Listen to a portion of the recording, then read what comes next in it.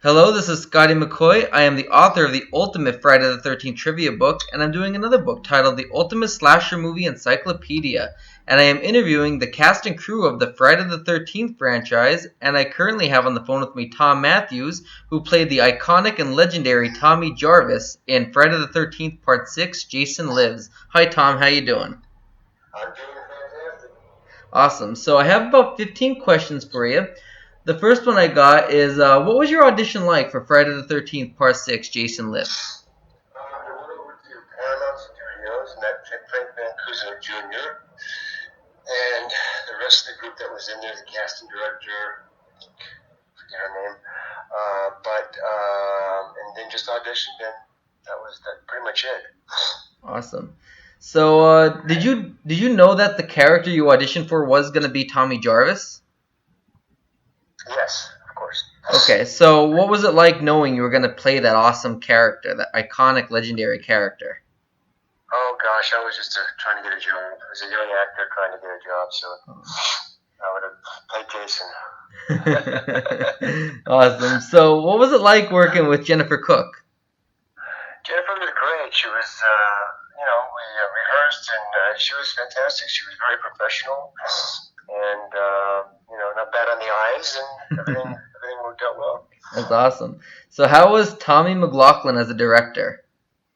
Tommy, I couldn't have been happier with him. He was a great director. I thought he was a great visionary for the franchise and all the little things that he put in there from horror movies in the past. He got in there as much as he could, and it was just a great experience. It was so pleasant. Awesome. So, so something not related to Friday the 13th is, how did you get your start in acting? I just got out of high school, and that really was what I wanted to do with my life. I knew I didn't want to do a 9 to 5 job, or anything like that. And someone suggested in the early 20s that I become an actor, and it was like, boom, that was it. It's like this thing in my head exploded. And I pursued acting. I started going to acting classes. Didn't call myself an actor until I was actually able to make some money at it. So for the next 3 years, I studied and I started doing commercials and getting some work, and one thing led to another. Awesome. So, how was it like working with C.J. Graham, who played Jason Voorhees? CJ was great. Again, we're still friends today. I've seen that at a lot of conventions. He's invited us to, my wife and I, to his hotels he used to manage. He's retired from that now, and I'm sure I'll see him soon at another convention. But yeah, he was great. He's a gentle giant, the sweetest guy you'll ever know. Awesome. Would you be able to, as a favor, would you be able to ask if you'd be able to do an interview with me, maybe? Oh, sure, he'll do that. Awesome. Thank you. So, what was your most memorable moment filming Friday the 13th Part 6? Well, my most memorable moment was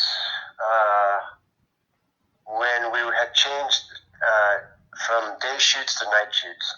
And they were doing a close-up on me. And in the sheriff's station, in one of the cells, there was a grip sleep meeting.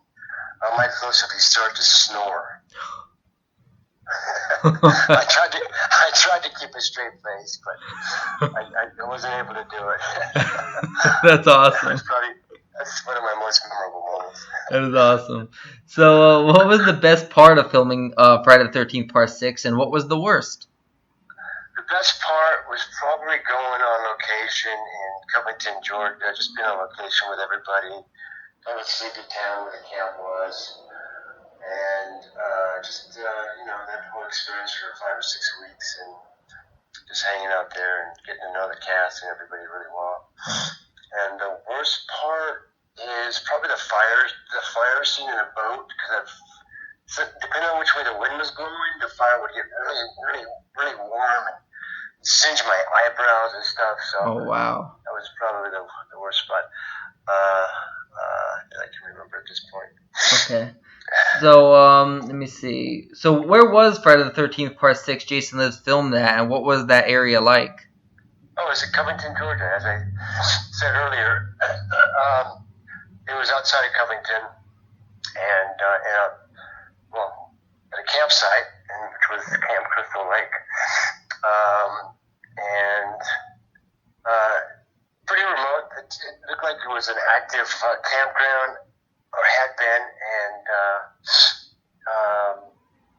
it was nice. It was pleasant. It was the weather was very emotional, I guess, because sometimes it would just rain out of the blue for 5 minutes, and it would rain the biggest raindrops I'd ever seen, because it's on the East Coast in the southern part, and I'd never seen anything like that before. So that was pretty cool. Oh wow, that is pretty cool actually. So, explain how the ending scene with Tommy Jarvis in the lake was filmed. Well, we shot on the top of the water scenes in Atlanta, Georgia. Okay.